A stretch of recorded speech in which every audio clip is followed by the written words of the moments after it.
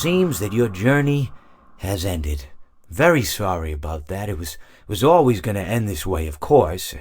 If it weren't by me, it would have just been by some other, terrible thing. Just, you could not imagine how terrible it would be.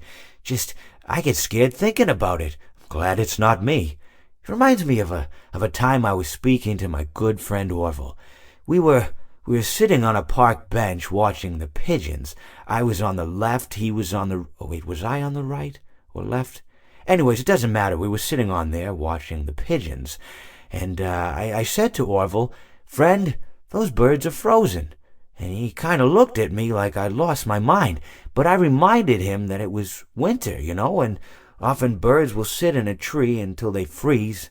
And then they sort of fall to the ground until the sun warms up and they can, move around again. So I said to Orville, "You might as well save those breadcrumbs until the birds thaw, because they can't very well enjoy them in the condition they're in."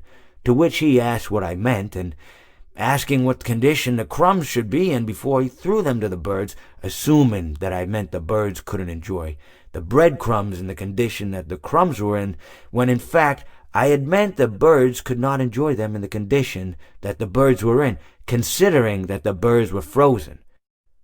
So he took a moment and then threw his last handful onto the ground. I said to him, "Orville, why did you throw the breadcrumbs to the birds when I just told you they're frozen?"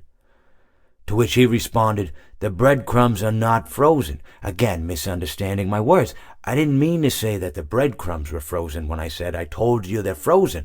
I'd been referring to the birds. In hindsight, what I should have said was, and this would make perfect sense, "Why did you throw the breadcrumbs to the birds when the birds are frozen?"